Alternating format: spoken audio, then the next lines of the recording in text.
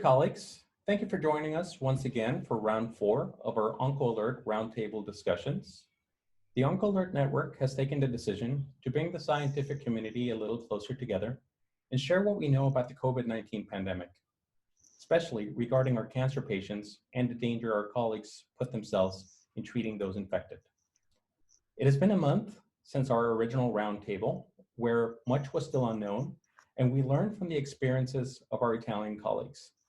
Now that the pandemic has landed in all continents, we are taking a look at the problems facing us globally. We see where we are now and what we can do in the future. Although we realize that the problem has extended to too many places than the ones that we're going to be focusing on today, such as the US, Europe, and Asia, we will cover the effects of the COVID-19 on places like Latin America and Africa in the coming roundtables. We apologize for not being able to cover everything in one session, but the problem is too big and our time too limited. But we thank you for your understanding.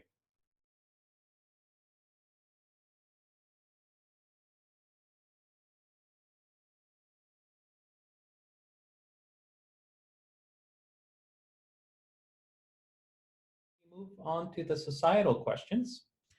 The role of the national and international society in the guidance of treatment in COVID-19, but also cancer patients during the pandemic. What do oncologists need nowadays? Besides the resources of ASCO and ESMO, which have recently been updated, what other things might actually help the oncologist out there? Solange?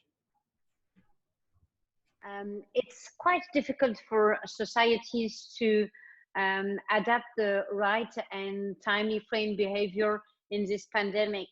Just on a society point of view, just to start, it's so unusual, and I don't know how SKIP can experience that, but even a little disappointing that the huge pace, the wonderful pace we had in oncology, in making advances and in making progresses, concrete progresses for cancer patient outcome being halted, stopped immediately, favoring all our, asking for all our attention to this COVID pandemic. So at present of a society, it's not only a frustration, it's a concern I have for cancer patients in general because of everything we needed to stop. But what do we need more? So you speak here in your question, you say beside the resources. So first of all, I wouldn't say beside. I think the society have started to create resources, and that's maybe what we need to discuss. We need to be here for all the patients, all the members of the societies and beyond, and all the caregivers, large sense, in oncology. So, I mean, we might potentially revisit the definition of resources in ESMO at least, trying to be sure that we don't only speak about multidisciplinary, but to be really multidisciplinary in the way we can address the needs. We created resource centers, trying to make the whole, a large amount, the whole bunch of data which come from everywhere in the world, in all disciplines and cancer care specialties, trying to make resource centers which really address in an easy to access way everything you need to know if you are a patient, if you are a surgeon, if you are an oncologist in breast cancer, for example. Making a kind of a priority organization is very important because we are all completely overwhelmed by good and bad data coming to us. We need to support research. Many of our organizations are not research-based, and I'm not speaking about doing clinical trials, but Toni was alluding to the registries effort, trying to understand the disease, understand what makes it so horrible for some patients. So I think the organization had to support, and as much as possible, all together and not competitively, these kinds of initiatives. We need to write guidelines. We need to create the congresses which don't happen, but to create virtual congresses in order to be sure that all needed discussions for oncology, for COVID, and for both can happen in a wonderful way, very accessible and equal to all in terms of accessibility. So I think it's more revisiting what we were doing as creating resources that is needed now for ESMO and many societies. And here, a little word of caution. All these societies have been working in an environment where competition was the rule, because we all try to do try to do the same thing in a limited kind of space. But difficulties have to be addressed. It may be the time where we need to think about doing all together the efforts of providing the resources needed. And maybe the chapter in which we are still the weakest is how to help our patients, patient resources, patient material, patient information, everything you read every day. Do you really translate the chloroquine question, the antiviral question, the New England, which was so much debated? Do we discuss it with our patients? The answer is no. So I think here we have to group forces to address this point. Thank you so much, Solange. Skip? Well, those are great points Solange has made, and I think myself and ASCO would echo those points. The thirst for information. This is a group of experts here on the webcast today, and it's clear from the first hour of the discussion that there's much to be learned. ASCO's registry that was launched last week is an attempt to try to get that information gathered and out in a real-time fashion. So we're hoping to have some funding, and part of the request is that not just a single point of data entry, but that in fact, these practices and physicians will continue to update on a frequent basis the status of these patients and assimilate as much of that data in a simple format. So this is, the registry is open to all the U.S. Practices, physician-owned, academic practices, hospital-based, and the like. And ASCO's commitment is to deliver a periodic report. So there'll be publications, but through our web pages, we'll deliver periodic reports back to the cancer community for all to see, as well as the broader public. So both on ASCO.org and cancer.net, the patient site, on the key learnings. So the characteristics of patients with cancer that's been most impacted by COVID, estimates of the disease severity, the treatment modifications and delays that have taken place, implementation of telemedicine, how's that going, and get a sense of where that's playing in the community. And then also some of these clinical outcomes that we've been talking about. So a lot of anecdotal reports, some early brief publications, but to really have some real-time information over the next few months while we get through the serious part of this pandemic. So very hopeful that that'll be adopted. We've had a number of practices join. We've had a number of patients that have been put into the registry. And the ASCO resource pages, just to give you a sense of that thirst for knowledge that Solange mentioned, at the beginning of last week, I've not seen a recent number, over 250,000 views to those sites, which is quite a big number and far greater than we usually see during the process of a week. Thank you, Skip. Darcy? Hi, everyone. ONS has been working continually to provide up-to-date resources in response to members' concerns surrounding COVID-19, and has developed a specific resource page on its website addressing the use of PPE, safety information, telehealth strategies, as well as resources for patient care and support, including recommendations for nursing care of patients who are neutropenic, as well as those who test positive for COVID-19. In addition, there's now a dedicated COVID-19 online platform where oncology nurses can collaborate with each other, ask questions, share protocols that they're using in their own clinical practice. And another great thing that came out with ASCO is that ONS and ASCO has collaborated and partnered with weekly webinars addressing issues that we're all seeing in clinical practice regarding COVID-19. And there's been additional educational resources such as podcasts that are available that address the coronavirus and cancer care.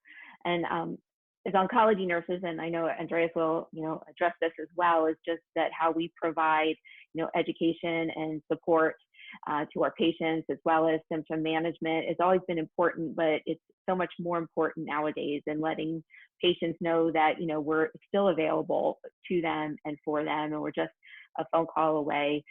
Also, the collaborative effort, as well as the psychosocial support, that I really think needs to increase as we've seen so far right now, and how it's occurred just during this pandemic. So thank you. Thank you, Darcy. Andreas?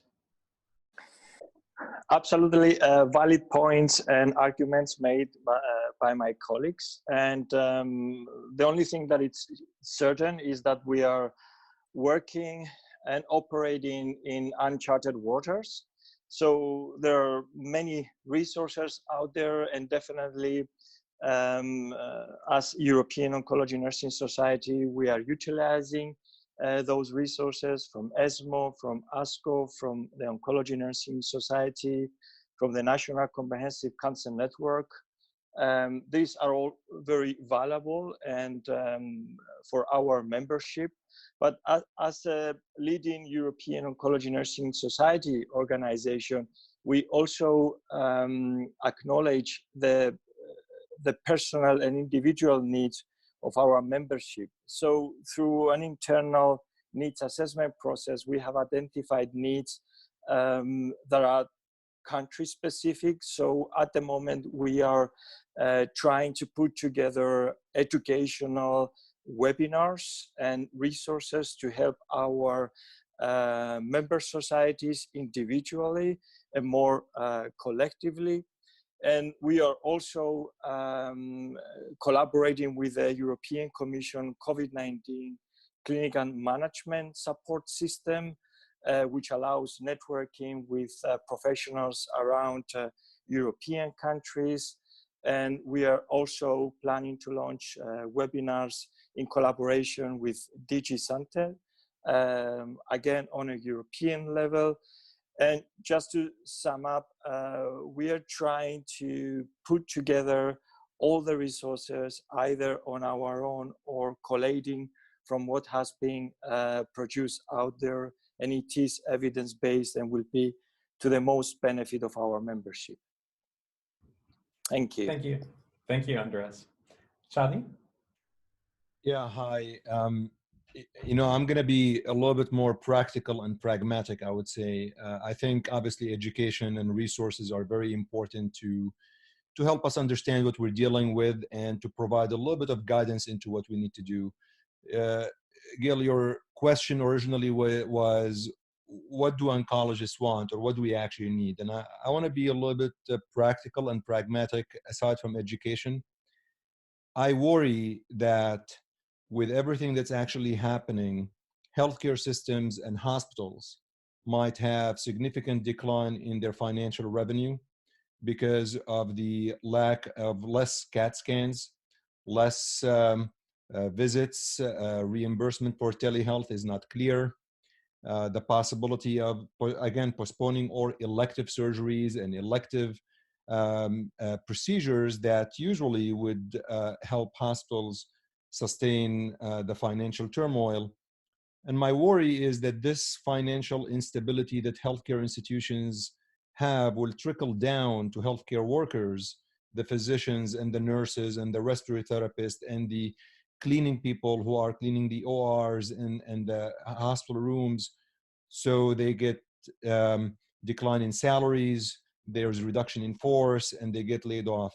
So my ask for healthcare institutions and healthcare entities is to realize who was actually helping patients and who was actually sacrificing their lives and actually getting to the hospitals every day, taking care of people despite the risk and despite the lack of PPEs. And remember that as you make decisions financially moving forward, not to lay people off, not to reduce their salaries, not to cut their benefits. That is my ask. That is what oncologists need. That is what nurses need. That is what healthcare workers need. Healthcare institutions, the CEOs and administrations, they need to vividly remember the sacrifices that all of these healthcare workers have done, and they need to remember that when they look at their balance sheet. And these are the last people they need to cut their salaries and benefits. Thank you, Charlie. They're great points. I echo that. Janet? To build on the practical aspects that Charlie was addressing, in scanning social media, it's becoming quite clear that there's going to be a wave of PTSD resulting in healthcare workers who are dealing with this outbreak and pandemic, and it might go on for quite some time. As a patient, I'm concerned that we will lose healthcare workers from the profession because it's just been too much. I would love to see the oncology organizations, hospitals, everybody start thinking about how are they going to provide the mental health supports for these workers that are being worked long hours, kept away from their families, are in fear of their own health, have inadequate PPE. We're going to have to deal with that also. Thank you, Jen. Massimo? Thanks, Jill. Just a few seconds about the role of AIOM in Italy. As I told before, AIOM tried to be present for all Italian oncologists since the beginning of this emergency. And I believe that in these difficult moments for all of us, the perception of a scientific society that is present daily and that expresses solidarity and that tries to give suggestions and recommendations, although the evidence often is low to produce recommendation, is however very helpful for us. If I personally know that I am acting in the same way of most oncologists in my country, this certainly helps to reduce my fears and to reduce my anxiety. Last, a comment about the national meeting. We still don't know. We still don't know if our meeting that is scheduled for October will be regular in person or will be virtual. We will see in the next months. Thank you. Thank you, Massimo. Toni?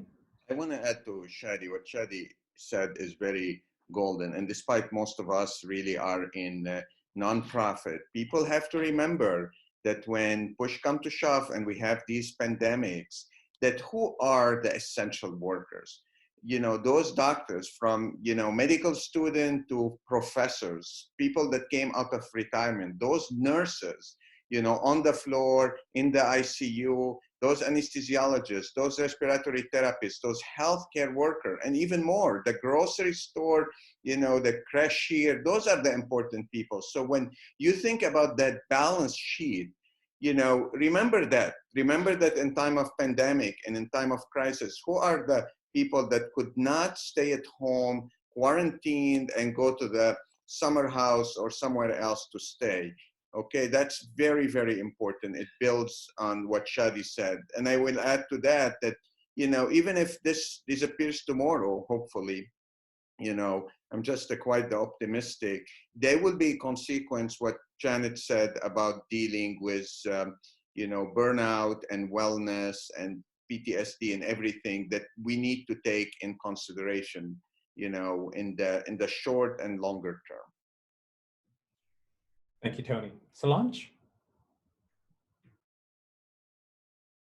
One can call resilience kind of behavior and efforts we could potentially build as being societies. I remember when we did our first survey about burnout among young oncologists, one of our psychiatrists was telling the only fact that you run a survey asking about burnout, risk of burnout, and all these factors is already positive for people, right? It means that it's a field you are allowed to speak about, and it's even a field and I would say a group of feelings that are welcome and should be expressed. So I think there's now a time also that we need somehow to support all the caregivers by trying to ask them with accuracy how they experience the crisis, because, and we all run, and we start, I saw the Italian ESMO is doing also a large survey around the resilience and burnout questions, because we need to legitimate the fact that somehow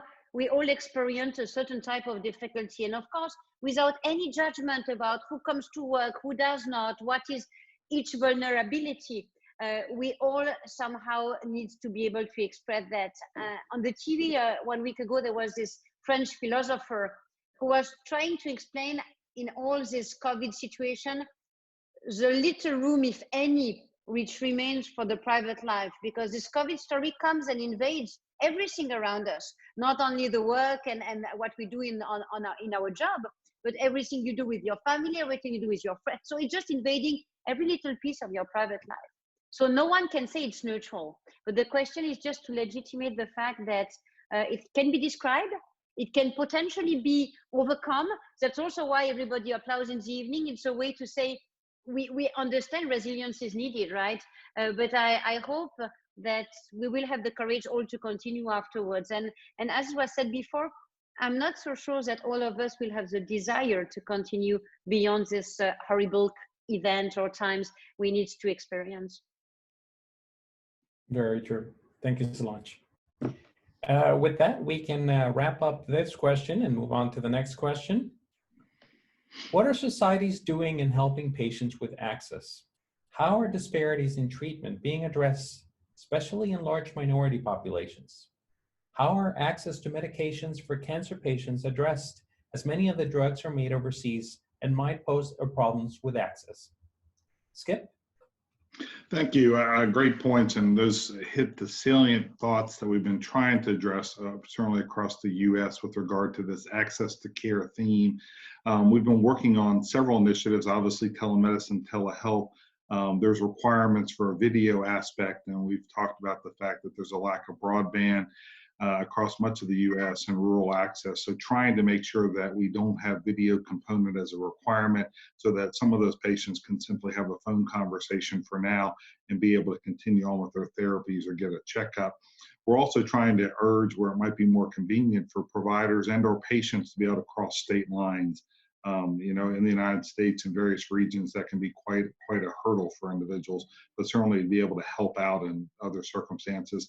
We have a growing number of unemployed. Certainly some of those will be cancer patients. The numbers are staggering, and trying to facilitate access to Medicaid services, which is sort of the U.S. safety net for those who are poor, to drop work requirements and to make sure there's sufficient funding for that particular group of insured patients.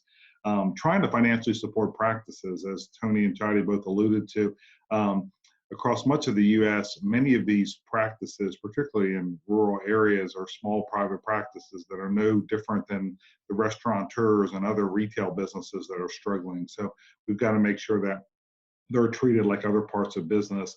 The question about access to drugs, I mean, certainly a intense look at the supply lines to make sure that we've got the sufficient API and that we're not going to have shortages of critical drugs. And then something that's maybe more unique to parts of the United States is this new phenomenon about step therapy, going from, you know, older drugs to newer drugs, or the prior authorization process. Certainly we're in a place where some of those hurdles need to be suspended so that we can do best things for our patients. But an overarching theme of access to care and just trying to make sure that no person's left behind.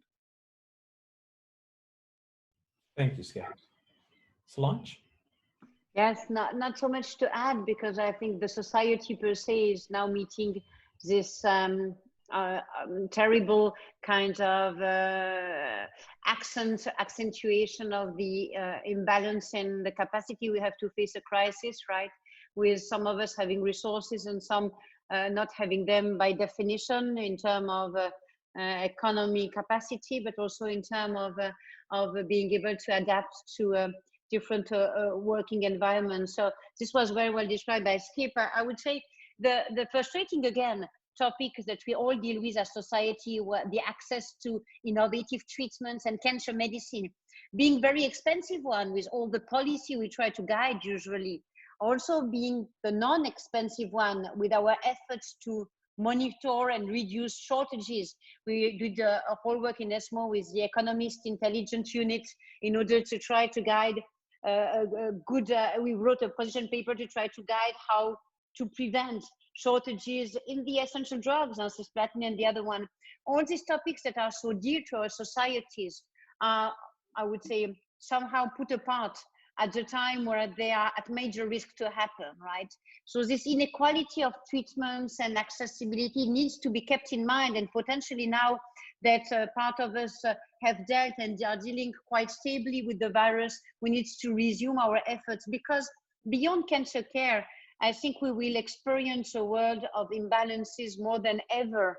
And Skip evoked the PPE story, and we can discuss what will happen with the vaccine when it's going to be accessible, and generally about resources in healthcare systems, where we will see again the very important differences that one country, one region, one ethnicity, one group of population will experience as compared to other ones.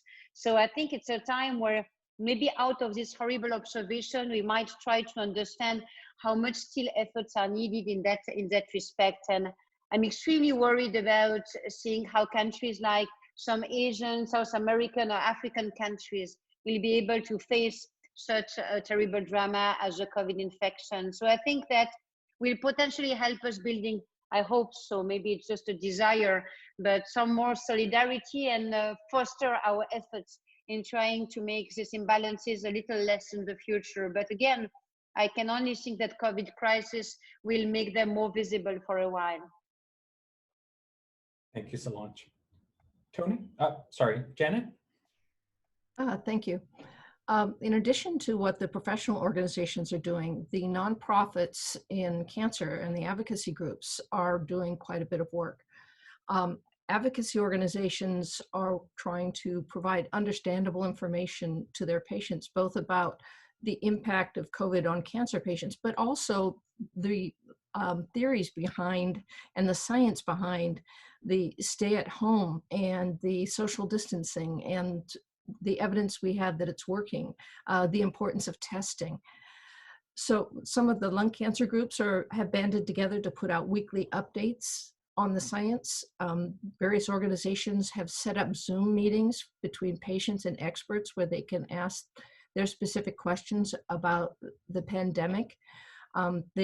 The advocacy organizations are making resources available to help patients get access to their medications and to help cover expenses, given a lot of the patients may have lost their income due to the stay-at-home situation.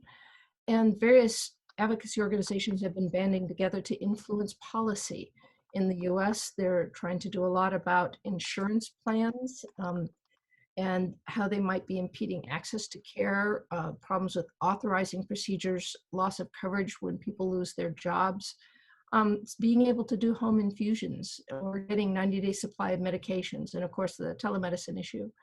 But they're also dealing with ensuring that there is fair access to care and consideration during triage for people with disabilities.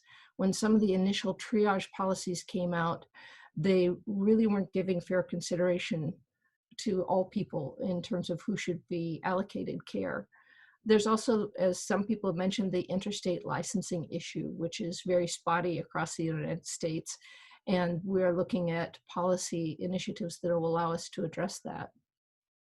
With regards to disparities, this has been an ongoing issue in the patient community for some time. And for instance, trying to get larger enrollments of minorities in clinical trials.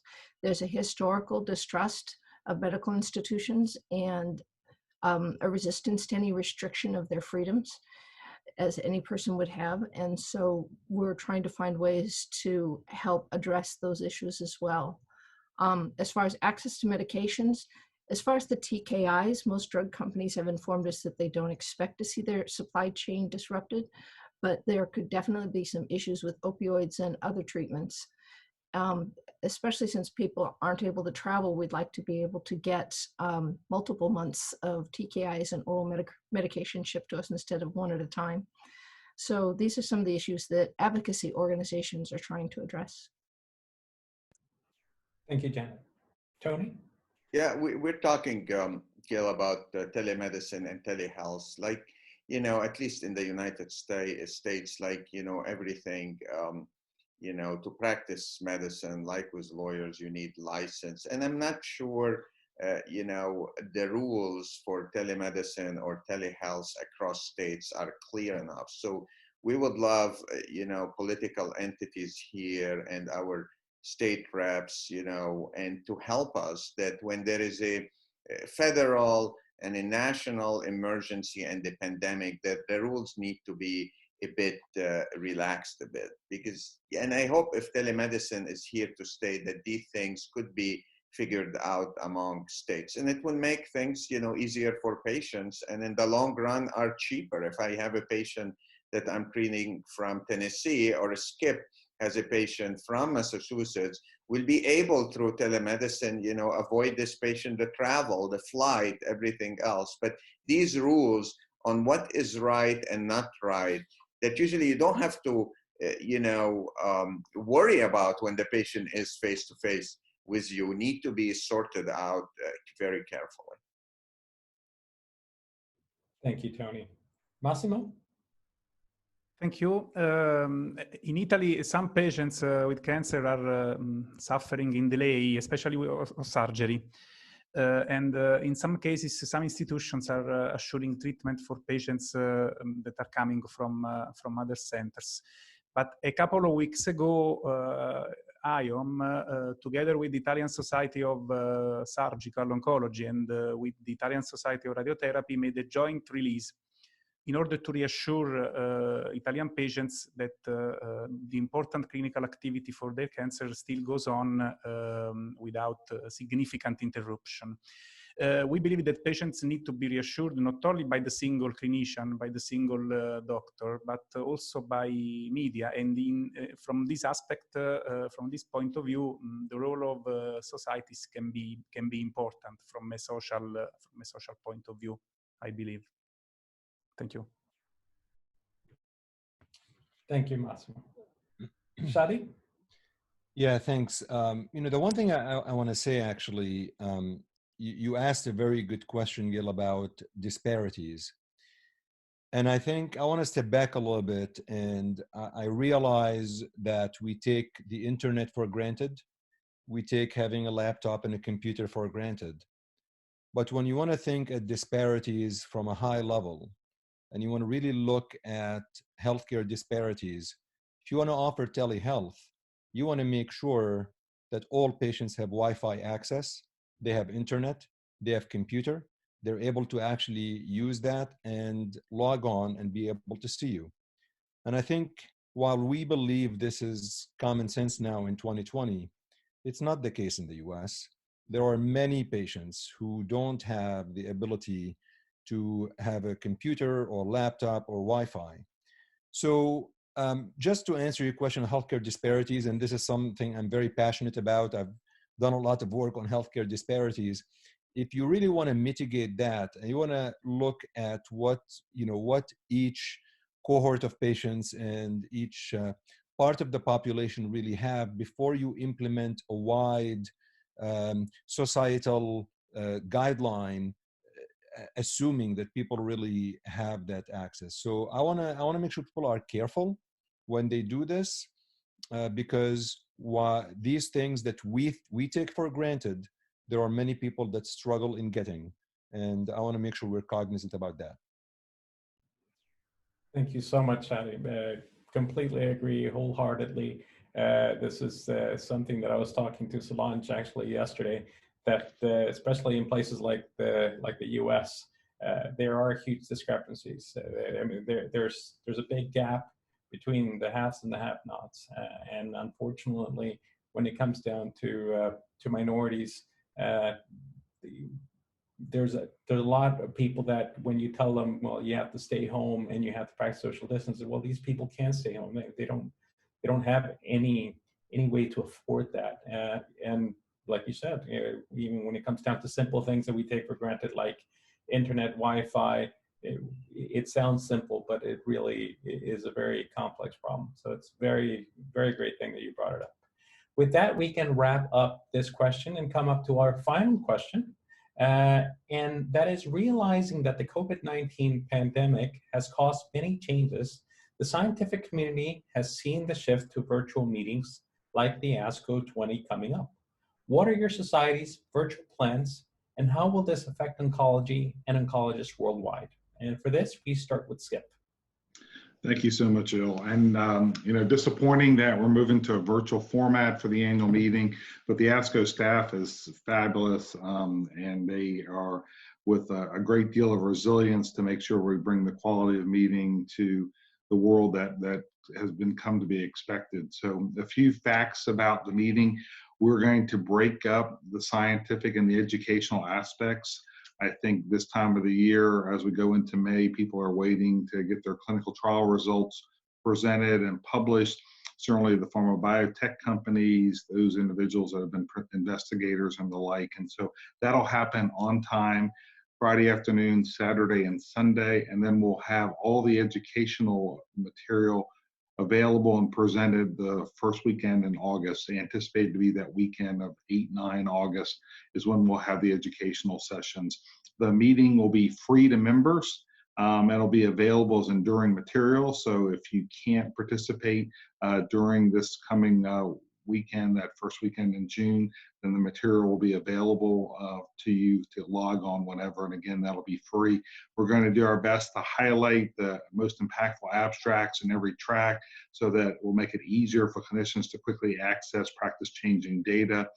We're going to continue with some of the unopposed sessions, so the clinical science symposia, a few of those, the presidential session, the plenary session, those will all be done unopposed. But then during the rest of that weekend, there'll be multiple opportunities to go between different sessions. There'll be live chat feeds during the broadcast sessions to facilitate discussion. So again, as much as possible, hoping to make it a interactive experience and make it great for those folks who are viewing in.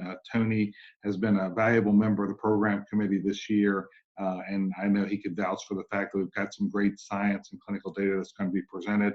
We'll also have all the credits available, CME, CE, maintenance to certification, so that'll be a nice feature as well. But you know, maybe we'll even do well on attendance. Not everybody can travel to Chicago, and we do have a number of international members. Half the society is international, and so I think the opportunity to view in virtually and participate might actually get us a substantial number of individuals who will be taking part in the meeting.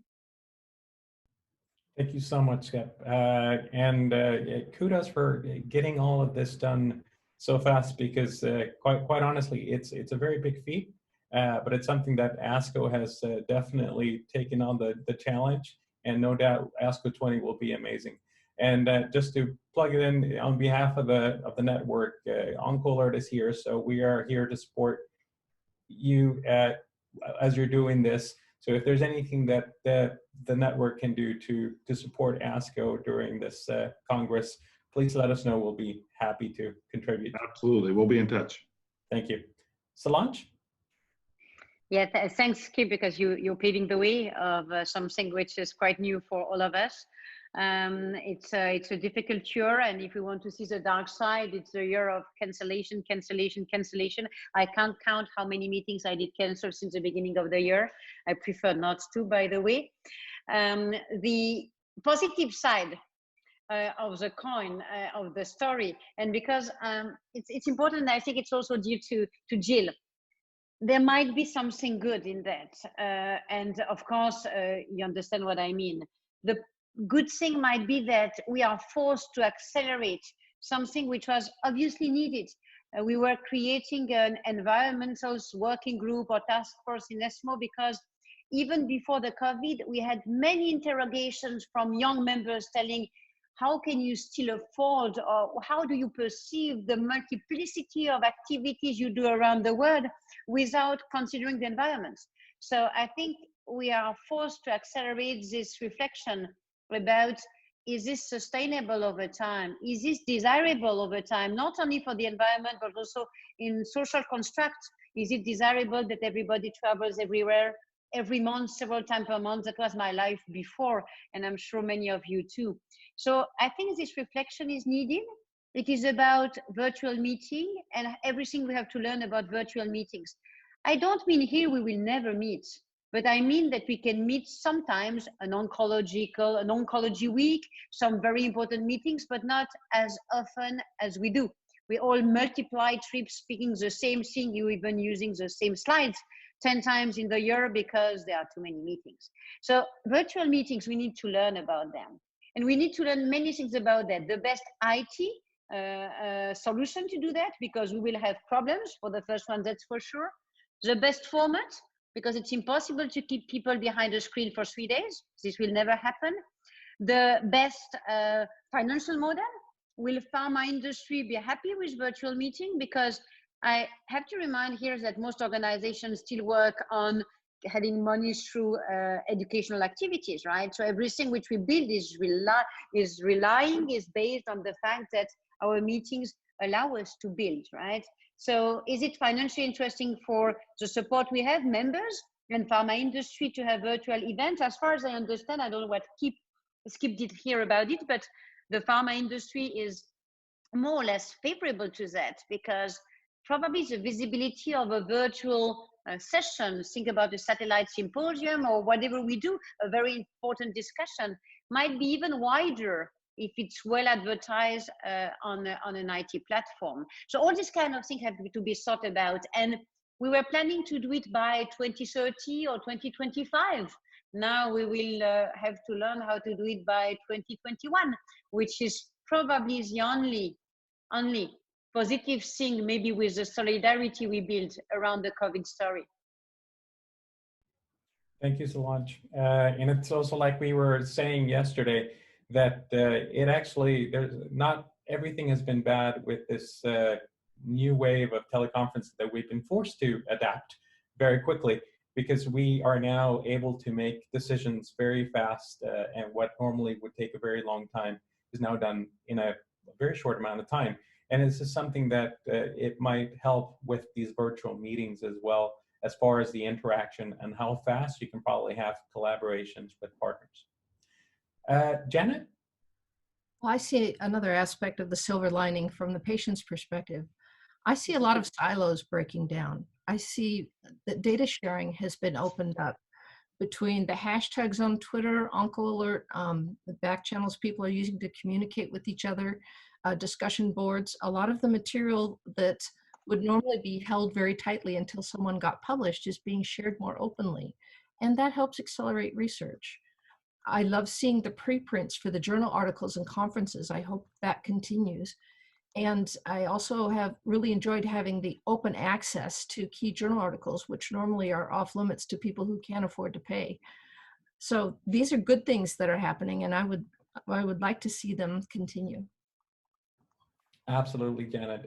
One thing I would like to mention, with the GRASP cancer that is now going to have the virtual poster walk through ASCO, which is, I think, is great. The network started with being more proactive with patient advocacy, and it's something that we would like to definitely continue. We have 10% of our core are patient advocates, and it's something that we definitely want to promote. And now that everything, or not everything, but things will start going more into the virtual realm, I think we can actually contribute more with more people. Anybody that could make it, they don't have to make it to the Congress. They can just be doing it at their own home. So thank you very much, Janet. Toni? No, I just want to say something that builds on, I mean, we're lucky here in this roundtable. We have two presidents, president of ESMO and president of ASCO. And I would think that in the next couple of years, if we're able to have these large meetings that are in part virtual, where you can still travel but have them virtual, I would expect perhaps that the outreach is more, the success is more, and the financial stability is even more and more. This is the silver lining. So imagine, both ASCO and ESMO are international meeting, but imagine dealing with long transatlantic flights. Imagine dealing with the visas that folks have to apply for, et cetera, et cetera. So I think the silver lining here, that this could be a nice surprise to make even the meeting larger and to make them more, easily accessible to everyone with some, of course, restrictions. But at least, the dissemination of information. On the other hand, what Janet mentioned is very important in terms of seeing the research accelerated and things posted, hundreds, about COVID-19 and others for free also on medRxiv, bioRxiv. But I would argue also here that we're seeing also some low and bad quality research that has been retracted even. So really there is no substitute here for the peer review. And so I don't know what's the balance here. I think overall I agree with Janet, the positive outweigh by far the negative in having, this open access, but with some sort of a peer review process to be determined. Thank you so much, Toni. With that being said, maybe Shadi? Sure. I mean, I think I will echo that the advantage of adding a virtual component to the meeting, once things open up, hopefully next year, obviously we'll go back to live meetings, but adding a virtual component, the outreach and the additional people that might attend will definitely expand. So if we used to have, let's say, 30, 40,000 people at ASCO that come in live, imagine 10,000 additional folks start logging in virtually. I think I don't think virtual will ever replace live meetings because there's always value in face-to-face interaction. Plus, I mean, how can I not have you all in Chicago? I mean, we have to get the restaurants and the hotels in Chicago profitable. But in all due seriousness, I think adding a virtual component will increase the reach out to other people who may not have been able to travel. Thank you, Charlie. With that being said, we have wrapped up all of our questions, so thank you very much. And before we sign off, I would like to ask you if anyone has any departing thoughts.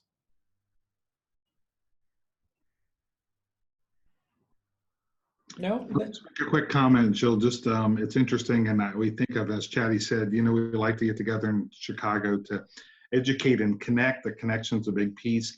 During this time of social distancing, it's been interesting in the oncology community that it hasn't turned into social isolation. And I've actually seen the faces of more of my colleagues during this time of the year than I typically do before we get to the spring season. So, you know, the WebExes, the Zooms and the like, but it's been interesting to see the world get a little bit smaller as we're going through this together. Thank you very much, Skip. EONS President Andreas Charalambous. Just to say and add to the comments of my colleagues, the right way to see this COVID-19 crisis, it's not to approach it as a challenge, but as an opportunity to gain insight into difficult situations and work together collaboratively in multi-professional, interdisciplinary ways, and come out of this crisis even stronger, and stronger not only for the present, but also for the future. Thank you. Thank you, Andreas. Toni? Yeah, just this is amazing, the connection. I mean, just this round table that would not have been possible, you know, maybe without COVID-19, because, you know, maybe around oncology in general, but we all have different, you know, interests. So how this has brought us all together, and hopefully forever, we'll get rid one day of COVID-19, but hopefully we'll continue this connection. And thank you, Gil and OncoAlert. Thank you, Toni. Solange? If two final thoughts can be told, I always try to finish with them. One is, I've never seen collaborations like that. Even when you try to build something which in the past was difficult and took 6 weeks, 6 months, a year, now it looks like things are feasible with less difficulties, higher level of collaboration, and a real desire to do things together. So just hoping that piece of it, a part of it can remain after the COVID story. And I think it will. The second thing is, we see here at 9 o'clock in the evening, all people at the balcony for the applause for caregivers. And politically speaking, and I'm sure you all have this international concern of your health system, the utility of all caregivers, the cost of the health system being questioned regularly where you work. And we have been seeing in the last decades reduction in all the health budgets everywhere and not fitting the needs. So I hope that what people applaud in the evening from the balcony will be further supported afterwards, because it has been observed during the COVID crisis that nothing is as important as a very solid health system to be able to support everyone in our societies. So let's hope that both things, our collaboration and the recognition of all the health system and the people working in this environment, will be maintained, will be kept in mind, like we all hope after any event, being good or bad, and as bad as this one. Thank you very much, Solange. Felipe, final comments? So thank you very much. I've been quite silent during this conversation. I was flying this machine here, but we've been in intense conversations with Gil here by the chat.